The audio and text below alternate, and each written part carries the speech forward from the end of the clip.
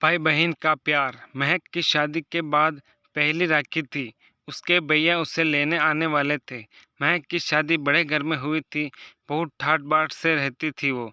ससुर नीरज जी ने बेटे राजीव और पत्नी नमिता जी को पहले ही आदेश दे दिया था कि बहू शादी के बाद पहली बार मायके जाएगी तो सबके लिए तोहफे और मिठाइयाँ जरूर भेजना और उसमें कोई कमी नहीं रहनी चाहिए। नीरज जी सिर्फ दौलत ही नहीं बल्कि दिल से भी बड़े और नेक दिल इंसान थे। उन्होंने महक को बिल्कुल पिता की तरह ही रखा।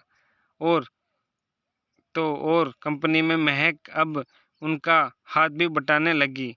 वो कहते थे अच्छा है, अब मेरा बोझ कम हो जाएगा। राजीव और महक मिलकर मेरा कारोबार संभालेंगे। महक भी बहुत खुश थी। उसे लगता ही नहीं था कि उसकी शादी को सिर्फ 5 महीने ही हुए हैं। वो इतनी खुश थी कि घर जाकर सबसे मिलेगी, सबको सब बताएगी। महक का भाई मोहित उसे लेने आया था। उसका बहुत अच्छे से सबने अभिवादन किया। महक के साथ इतना सामान था कि मोहित की गाड़ी में नहीं आ रहा था, तो राजीव ने सारा सामान दूसरी गाड़ी में भिजवा दिया। महक बहुत खुश थी, लेकिन मोहित के चेहरे से खुशियां गायब दिख रही थी। महक ने पूछा, क्या हुआ? उसने कुछ नहीं बताया। घर आकर महक इतनी चहक रही थी। उसने सबको पहले तोहफे दिए, फिर सबको सारी बातें बताई। सब खुश थे, लेकिन न जाने क्यों मोहित मुंह लटका के बैठा था। अब तो महक ने बोल ही दिया कि बताओ ना मोहित भैया, क्या बात है? आप तब से ऐसे क्यों बैठे हो? मेरा आना आपको अच्छा नहीं लगा क्या? मोहित बोल पड़ा। तेरा आना तो अच्छा लगा, पर इस तरफ तेरे ससुर जी को इतना दिखावा करने की क्या जरूरत थी?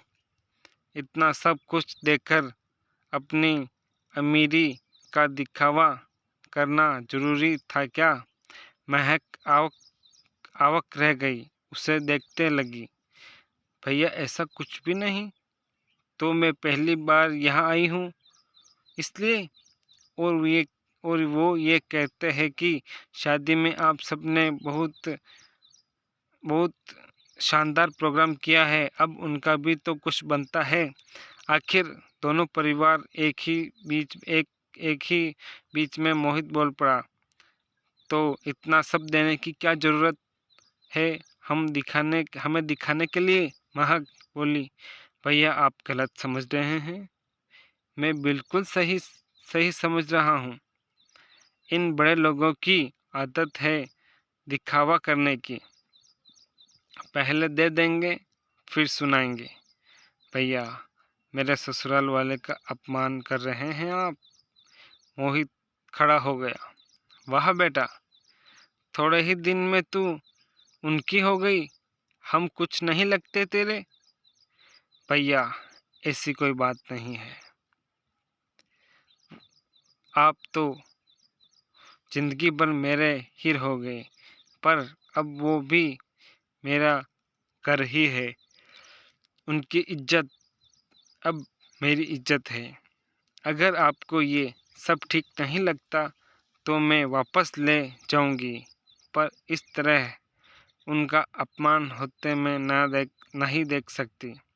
और महक जोर जोर से रोने लगी। महक के पापा अम्मी जी को जो अभी आए थे, उन्होंने महक को गले लगाया और चुप कराया। बेटा मुझे गर्व है कि तुम मेरी बेटी हो। फिर मोहित से बोले, बेटा दिखावे और प्यार में अंतर समझना सीखो।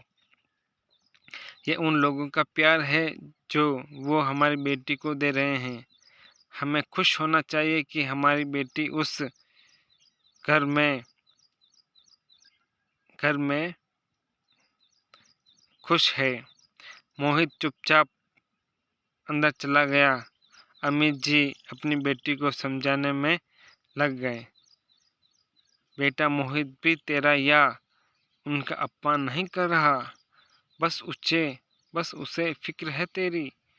तू तो जानती है ना, तेरे बिना उसका कोई काम नहीं होता, तेरे सिवा उसका कौन है। तुम दोनों का प्यार ही ऐसा है, लड़ाई करे बिना पेट नहीं भरता ना दोनों का। महक चुपचाप अपने कमरे में जाकर बैठ गई, गुमसुम सी। सोचने लगी कि भैया ऐसा क्यों सोच रहे हैं। भैया के बिना घर में राखी कैसे बनेगी।